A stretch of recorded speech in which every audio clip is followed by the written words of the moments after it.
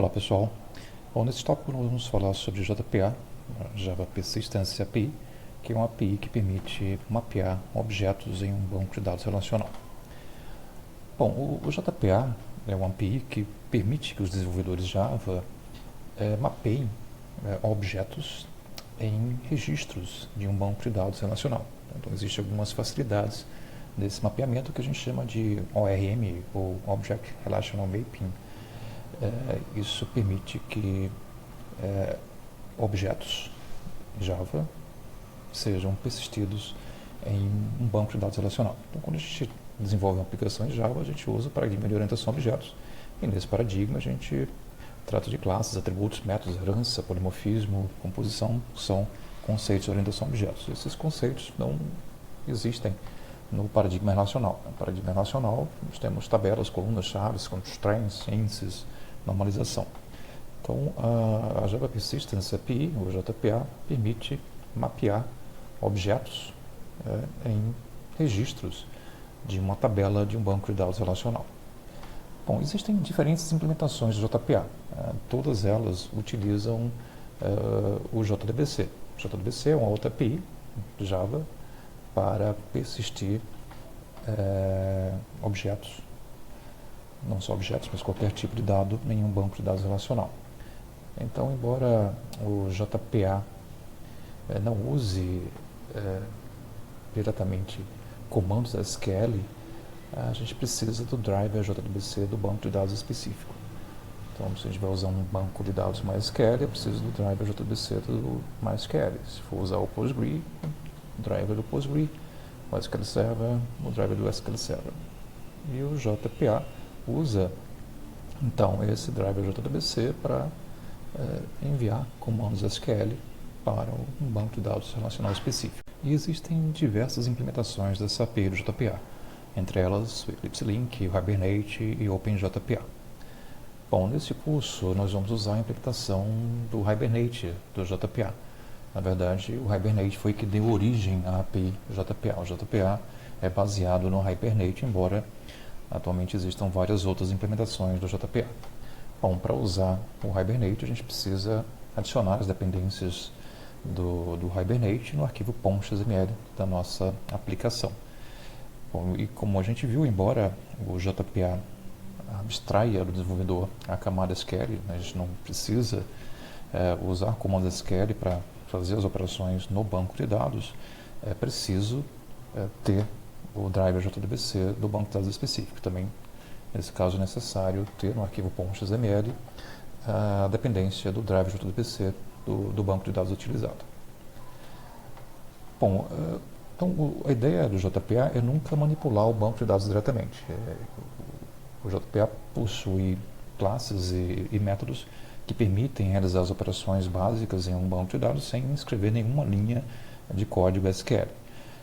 E para mapear classes e atributos em tabelas e colunas de um banco de dados relacional, entre outras coisas, o JPA usa anotações nas classes. E essas classes, que serão persistidas como registros em uma tabela de um banco de dados relacional, a gente chama de entidades.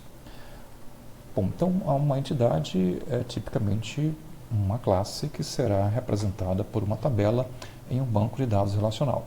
Cada instância dessa entidade pode ser persistida como um registro na tabela a qual ela está associada. Então, basicamente, a gente tem uma entidade associada a uma tabela. As instâncias dessas entidades são persistidas como registros da tabela. Bom, quais são os requisitos para que uma classe seja uma entidade? Bom, primeiro, a classe tem que ser anotada com essa anotação @entity. Isso configura a classe como sendo uma entidade. Bom, toda entidade também tem que ter um identificador único, que vai ser mapeado como a chave primária da tabela.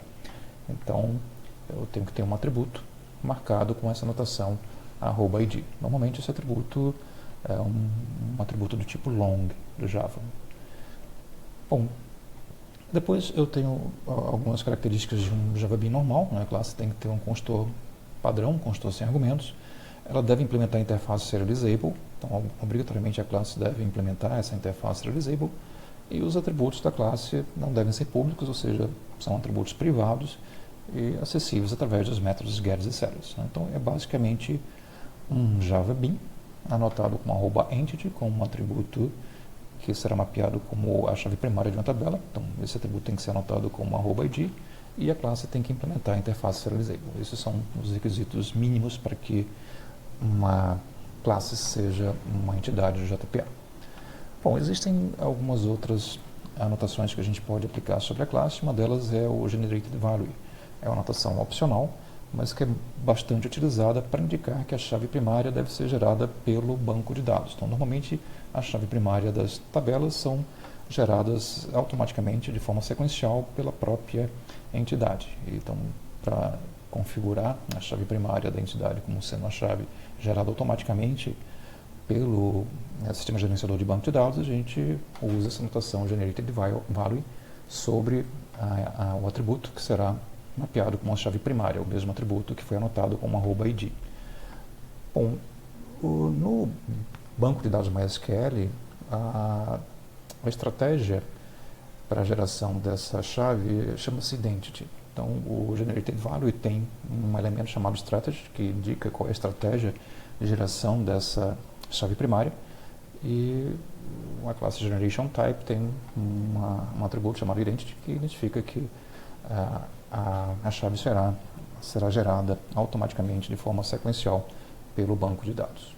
Como eu disse anteriormente, a gente tem que colocar no arquivo .xml as dependências não só do Hibernate, mas também do drive JDBC, nesse caso do MySQL. Então aqui eu tenho um fragmento do arquivo .xml do Maven, onde eu tenho a dependência do MySQL, e as dependências do Hibernate, que seriam essas duas aqui. Né? Aqui a gente vai ilustrar a configuração de uma entidade usando aquela classe conta da aula anterior, onde a gente ilustrou a implementação de Web Services REST. Então estou assumindo que é a mesma classe. A classe tem que ser anotada com @entity, tem que implementar a interface serializable. Normalmente, quando a classe implementa a interface serializable, é necessário definir um número de versão para a classe. Então a gente coloca esse atributo serial version ID, que pode ser gerado automaticamente pelo Eclipse. Eu tenho um atributo que será a chave primária, então esse atributo ID foi acrescentado nessa classe conta. Ele foi anotado como @id, e também eu tenho a anotação generated value para indicar que o valor desse atributo, que será mapeado como a chave primária da tabela, será gerado automaticamente pelo banco de dados. Depois eu tenho os demais atributos da classe, né, titular, banco, agência, número, os métodos get, set para esses atributos, e os métodos hashcode, equals e toString. Bom, a unidade de persistência é um arquivo de configuração da conexão com o banco de dados. Né? Então, é um arquivo XML chamado persistence.xml. E esse arquivo ele deve ficar dentro de uma pasta metainf na estrutura de diretórios da aplicação. No caso do Eclipse, essa pasta metainf fica dentro de Java Resources src main Java. Então, é uma pasta dentro de src main Java, que é a mesma pasta onde ficam os pacotes da aplicação. Então, a gente cria uma pasta, né, que cria esse arquivo XML chamado persistence.xml nessa pasta. Bom, nesse arquivo persistence.xml, todas as informações de configuração ficam dentro de um elemento, de uma tag chamada persistence_unit.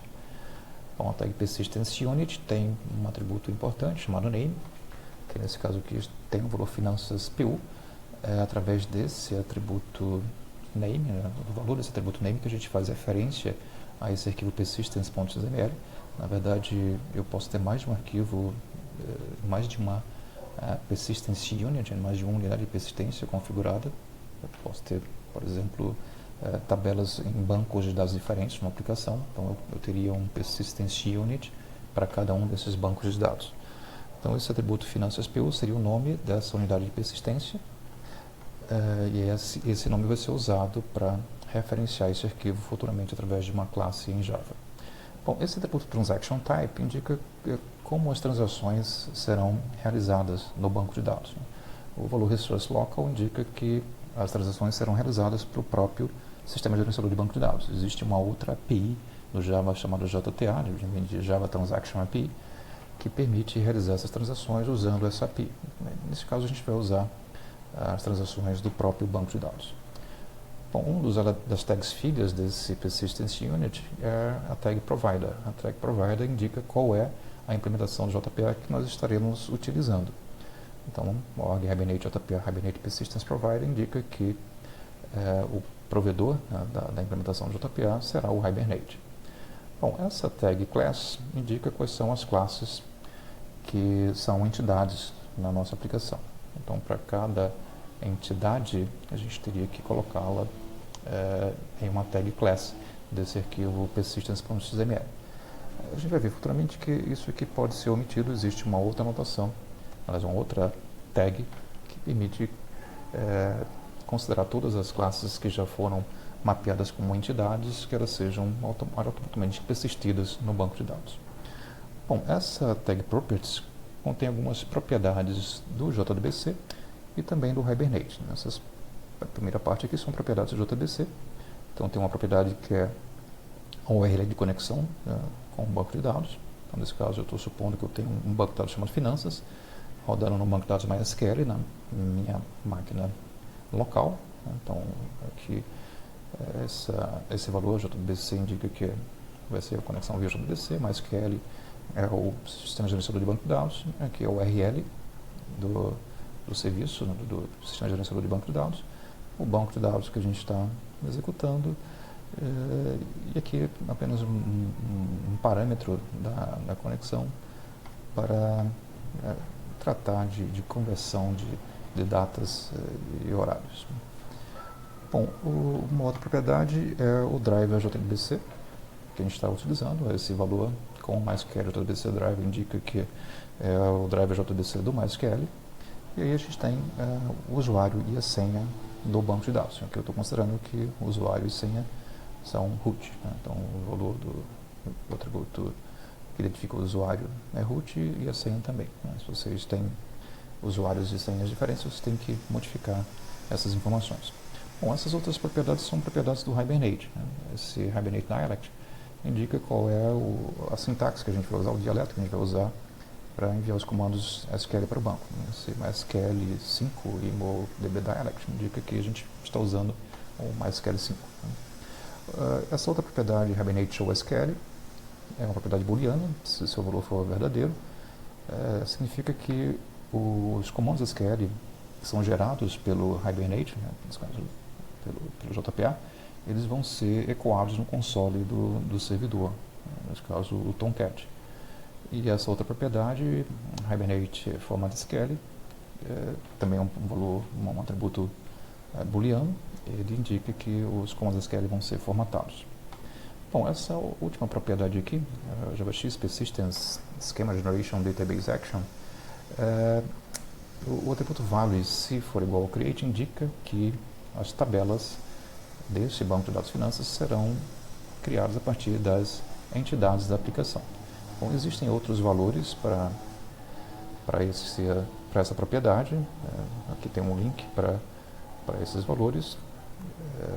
A gente está usando o create, que indica que as tabelas serão criadas a partir das entidades. Pode ser nome, se você não quiser executar nenhuma ação. O drop and create, se você quer fazer um drop do banco de dados e depois criar as tabelas. O create, ele mantém as tabelas existentes e atualiza se você criou novas tabelas, nesse caso novas entidades. E o drop indica simplesmente que você quer fazer um drop do banco de dados. Bom, então isso aqui é um exemplo de um arquivo de persistência, o persistence.xml. Bom, como a gente viu, o JPA pode criar as tabelas a partir das entidades, é o que normalmente acontece. E nesse caso, a única coisa que você precisa fazer é criar o banco de dados. Então, você tem que criar o banco de dados e as tabelas desse banco vão ser criadas a partir das entidades da sua aplicação.